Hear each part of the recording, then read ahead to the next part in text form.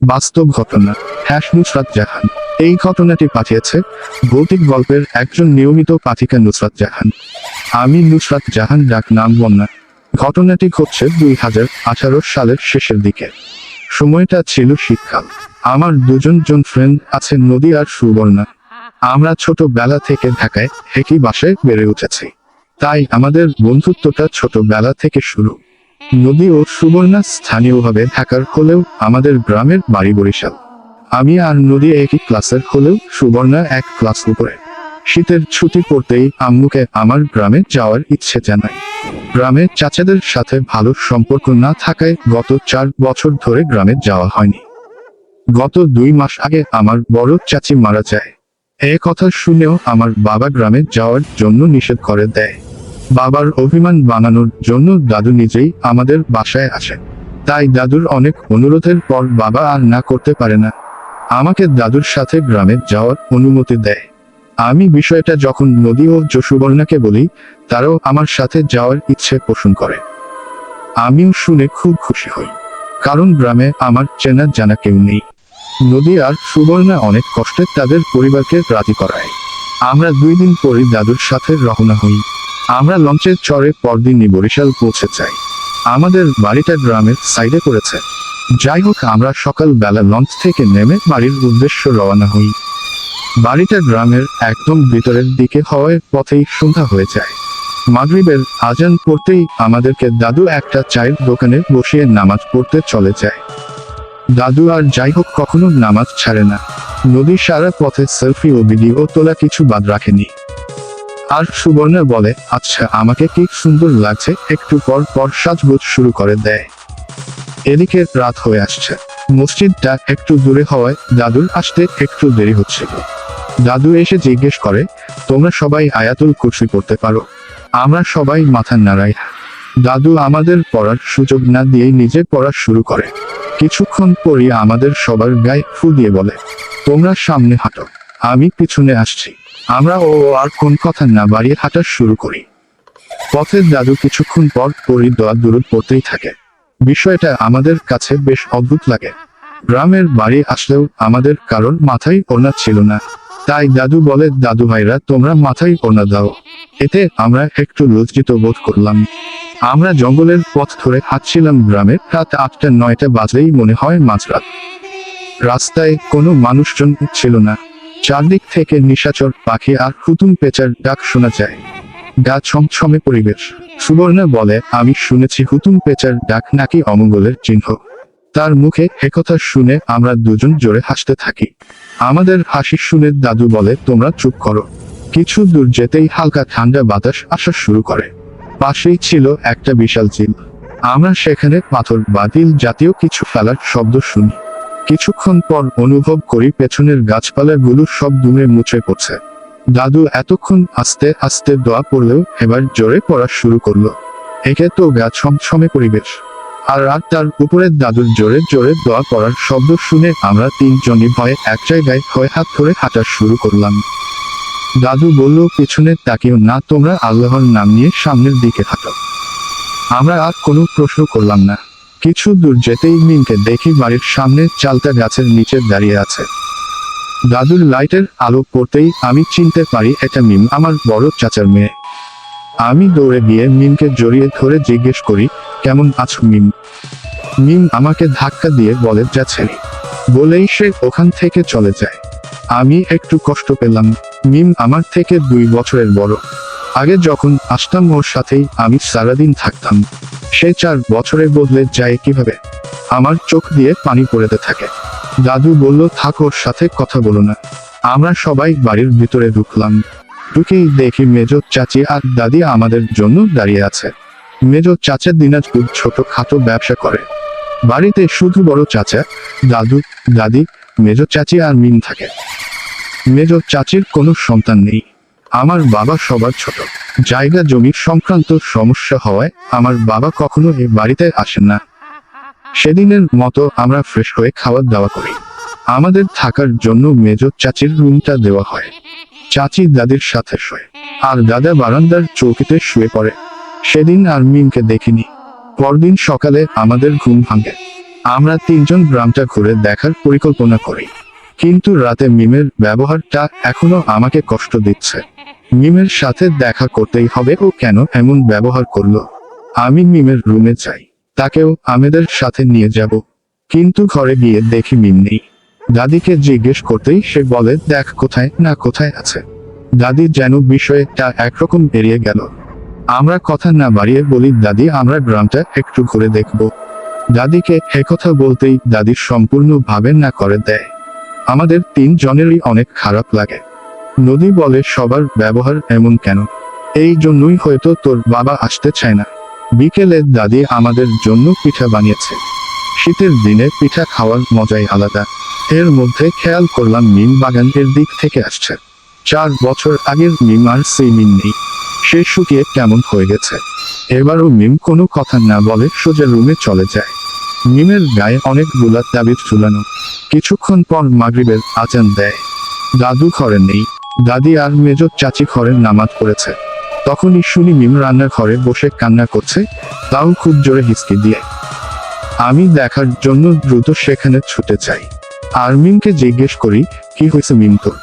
মিম আমাকে দেখে অকথ্য ভাষায় গা লি দিয়ে বলে মা তুই এখানে আইছস কেন। দাদি নামাজ পড়া শেষ করে দৌড়ে এসে মিমকে জুতা দিয়ে মেরে বলে ঘরে যা। কষ্টে আমি কান্না করে দিই। দাদি বলে কিছু মনে করিস না দিদিভাই, ও পাগল হয়ে গেছে। নদীর সুবর্ণা ও আমাকে সান্ত্বনা দিতে থাকে। সুবর্ণা বলে আমি আগেই বলেছিলাম মেয়েটা পাগল। দাদি আরো কিছু বলতে যাবে তখনই মেজর চাচির চিৎকার শুনতে পাই। সম্ভবত চাচি পুকুরে পড়ে গেছে। আমরা পুকুরের দিকে দৌড়ে যাই, গিয়ে দেখি চাচি পুকুরে তলিয়ে যাচ্ছে। দাদি আর আমরা মিলে কোনো রকমে চাচিকে টেনে তুলি।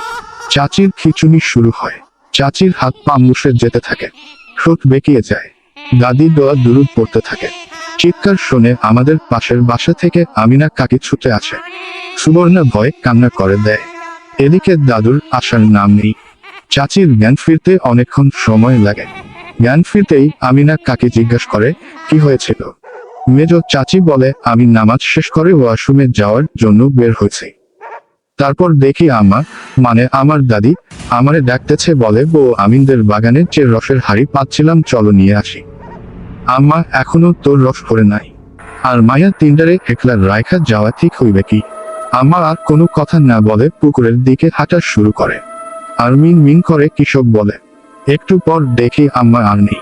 তখনই একটা কালো বিড়াল হাইটা পুকুরের দিকে যায়। বলতে বলতে চাচি কান্না করা দেয়।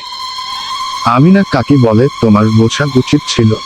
মেজ চাচি বলে কিছু বুঝার আগেই তো ওই জিন আমারে ধাক্কা দিয়ে পুকুরে ফালাইয়া দিচ্ছে, আমাকে দোয়া করারও সুযোগ দেয় নাই। চাচির মুখে জিন কথাটা শুনে আমরা ভয়ে পেয়ে যাই। আমরা তো রীতিমতো কান্না শুরু করছি। দাদি বলে থাকবো থামো এবার, আর এখন ঘুমাবো। আমিনা কাকিও চলে যায়। দাদু তখনও বাসায় আসেনি। দাদিকে জিজ্ঞাসা করলে বলেন ওই তোর দাদু খাদেম হাওলাদারের বাড়ি গেছে, কি জানি তার বউয়ের লগে মনসা নাকি যেন ধরেছে, তাই একটু জার ফুক দিতে গেছে। আমরা রাতে খেয়ে শুয়ে পড়ি। নদী বলে শোন আমরা আগামীকালই চলে যাব। দেখলি তো ভাই আমি এই পরিস্থিতিতে কোনদিন পড়ি নাই, আজকালকার যুগেও এইসব হয় নাকি। সুবর্ণা বলে আমি তো আজকে ঘুমোতেই পারবো না, ঘড়িতে রাত 9টার বেশি বাজে।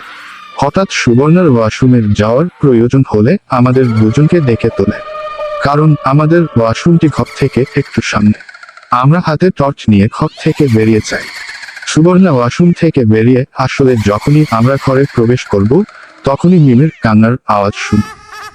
আমি এবার ঠিক করে নিয়েছি আর যাব না, কিন্তু সুবর্ণা তাও মিমির ঘরে উকি দেয় আর বলে তুমি সবার সাথে এত খারাপ ব্যবহার করো কেন।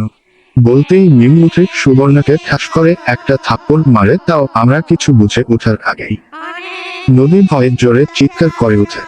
দাদি আওয়াজ শুনেই দৌড়ে আসে, আর আমাদের তিনজনকে ঘর থেকে বের করে বাইরে দিয়ে দরজা আটকে দেয়। আমরা তিনজনই তখন ভয়ে কান্না শুরু করি। মিম ঘরের ভেতর থেকে চিৎকার করে বলে তবু বংশই শেষ কইরা দিমু। দাদি দাদাকে ফোন করে তাড়াতাড়ি আসতে বলে। কিছুক্ষণ পর দাদা চলে আসে। আমি কিছু না ভেবেই দাদাকে সরাসরি বলে দেই দাদু কালকেই আমরা বাড়ি ফিরছি। এসব কি? দাদু আমার কথার উত্তর না দিয়ে মিমের ঘরে ঢুকে যায়। মিমকে ঝাড়ু দিয়ে কি সেন্সলেস করে দেয়। এটা দেখে আমরা ভয়ে আরো জোরে কান্না শুরু করি। দাদু কিছুক্ষণ পর অনেক দোয়া দুরুদ পড়ে মিমকে স্বাভাবিক করে ঘরে আটকে দিয়ে চলে আসে। দাদির কাছে পানি চাইলে দাদি পানি দেয়। তারপর আমরা ঘরে চলে আসি। ঘড়িতে তখন রাত 11টার মতো বাজে। তখন দাদু আমাদের ঘরে আসে। ঘরের ভেতরে থাকা একটা টুলে বসে জিজ্ঞেস করে, ভয় পাইছো দাদু? আমি একটু বিরক্তি নিয়ে বললাম, সব কি দাদু? মিমকে তো আমি আগে এমন দেখি নাই। 4 বছর আগের মিম আর এই মিম মানে চিনাই যায় না। দাদু সম্ভবত সবকিছু বলতেই আসছিল। দাদু বলে, 2 মাস আগে তোর বড় চাচি মারা যায়। তুই হয়তো জানিস না, কিন্তু তোর বড় চাচির সাথে একটা মনসা ছিল। নদী কথার মাঝখানে জিজ্ঞেস করে উঠে, এই মনসাটা আবার কি? দাদু বলে, মনসা মানে বলতে পারো খারাপ জিন। জিন কথাটা শুনে আমরা 3 জন লেপ গায়ে দিয়ে একসাথে বুঝ হয়ে বসি। হয় দাদু বলে, তোর বড় চাচি প্রায় অসুস্থ হয়ে পড়ত। অনেক ডাক্তার কবিরাজ দেখাইছি, কাজ হয় নাই। সেই জিন তোর কাকিরে পছন্দ করত, তাই তার লব সঙ্গ নিয়েছে। তোর কাকির সাথে অনেক খারাপ করেছে। মনে হয় দাদু বলতে চেয়েছিল ওই জিন হয়তো শারীরিক সম্পর্ক করত। দাদুর কথায় যা বুঝেছি, তোর কাকি 2 মাস আগে মারা যায়। মিম প্রায়ই তোর চাচির কবরের সামনে বসে কাঁদত। মনে হয় তখন থেকেই সেই জিন ধরে ধরেছে। এরপর থেকে মাঝে মধ্যেই সেই জিনের আতঙ্ক শুরু হয় মিমের সাথে। তাকেও অনেক কবিরাজ দেখাইছে, কিন্তু কাজ হয় নাই। তোর বড় চাচা, তার তো কোনো খবরই নাই। নেশা কইরা কোথায় কইরা থাকে। ঠিকই আজ কয়দিন হয়েছে আসছি, কিন্তু একবারও বড় চাচাকে দেখি নাই। মিমের শেষ পরিণতিও হয়তো তার মায়ের মতো হবে। কত চেষ্টা করছি, কোন কাজ হয় নাই। নদী বলে, আমি বলি কি দাদু, তুমি মিমকে নিয়ে আবারও চেষ্টা করো। আমার মনে হয় ও ঠিক হয়ে যাবে। দাদু, তোমরা কাল ফিরে যাও, তোমাদের বাসে উঠাইয়া দিমু। তোমার বাপে ফোন করেছিল, আর একদিনও রাখতে চায় না তোমাকে। আমি কৌতূহল বশত জিজ্ঞাসা করলাম, আর মেজ চাচির কি হয়েছিল? তারপর দাদু বলল, আমার দাদার আমলে এলাকায় কিছু বদজিন তাণ্ডব শুরু করছিল। তাই বেশ কিছু হুজুর মিলে ওদেরকে আটকে ছেলের কাছে বড় বট গাছটিতে আটকে রেখেছিল।